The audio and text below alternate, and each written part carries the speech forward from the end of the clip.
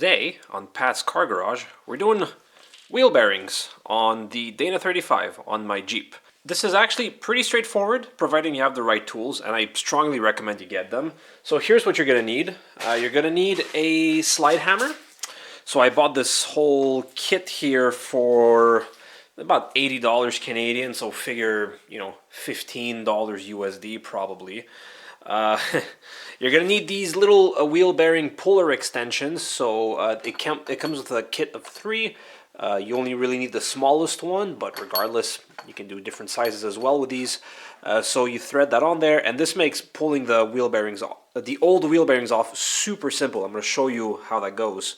And then of course you need, new wheel bearings. I bought a kit from USA Standard Gear that comes with new shafts, new bearings. And I'm about to do this side now, but I've done the other side already. And the other side went in pretty smoothly, as you can see right here. A new bearing with a new seal. The other tool you'll need is, of course, you'll need a bearing driver. 56 millimeters to be specific. If you don't have that, it might be too small and you might hammer on the bearing rollers, which is not great. You definitely want to be hammering on the bearing race, not the rollers, and 56 millimeters is exactly the size you need for that. Again, you can buy a kit of a bunch. I already had one kit, but unfortunately the kit I had was missing the specific size I need, but now I got pretty much everything I need, and this was $40 Canadian, $50 Canadian. Honestly, the tooling for this job is going to cost you less than bringing it to a mechanic, so you might as well do it yourself. And like I said, pretty straightforward. So now let's go pull out the wheel bearing.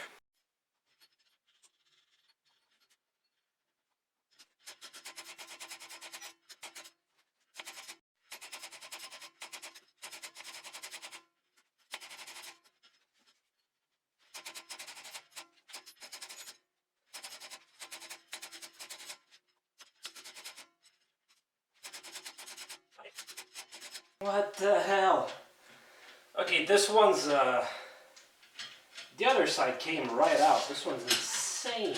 Holy heck.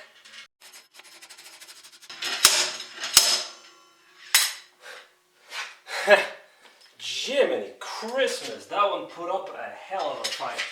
Holy heck. Oh, that's kind of dark. Well, regardless, we did manage to pull it out, thankfully. Alright, so here's the culprit. That took a while. I'm pretty sure it was stuck on the wheel seal. I felt the bearing move pretty quickly.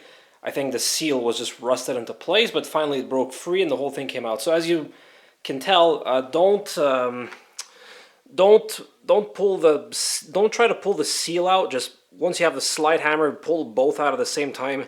It can put up a fight like you just saw. But eventually it should come out. You can't lose against the slide hammer. Next part, I'm just gonna clean that tube up. I'm gonna drive a new bearing in. Also clean up the insides of that. Make sure it's nice and clean before you put the new bearings in. Put the bearing in first, then put the seal in. The bearings like to go in a little bit crooked, so be careful with that.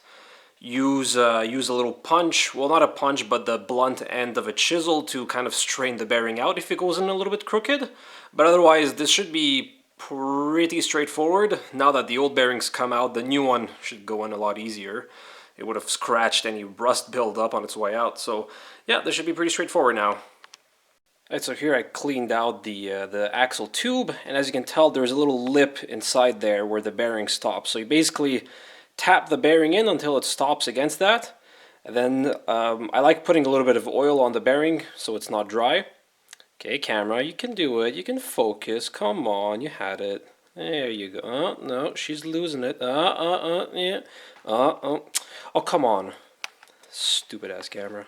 I like putting a little bit of oil on the bearing at this stage just to make sure it's nice and oiled, because you don't want to start the bearings dry.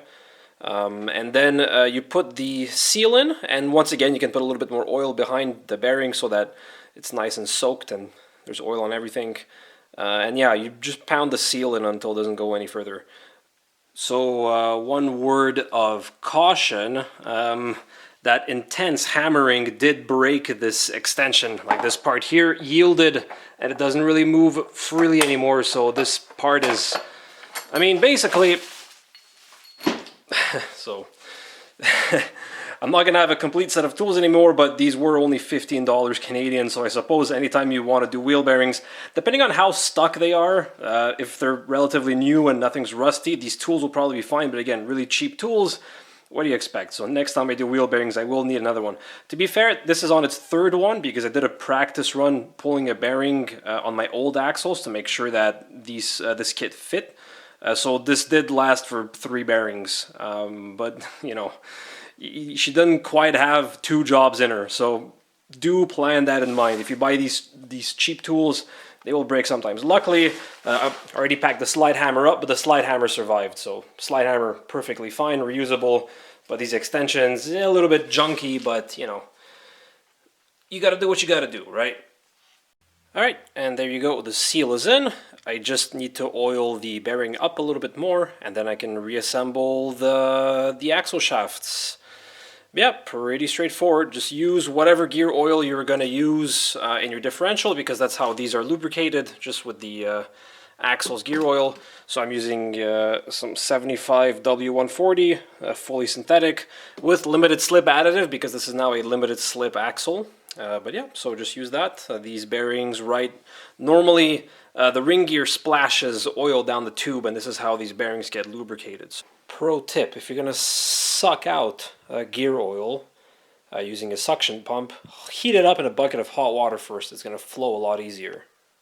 And there you go. Everything's reassembled. Be sure to put a little bit of grease between the axle shaft and the inside of the brake disc. That way, and also clean up the inside surface before you do that. This way it sits nice and flat against the axle shaft and doesn't cause any weird wear on your rotor. And the old axle shafts are not they're not in too bad of a shape here. There's a little bit of discoloration, but no pitting, which is, if you have pitting on the surface here where the bearing rides, that's really bad. But here, a little bit of discoloration, but no pitting. So these are going to be spare shafts in case I break my other ones.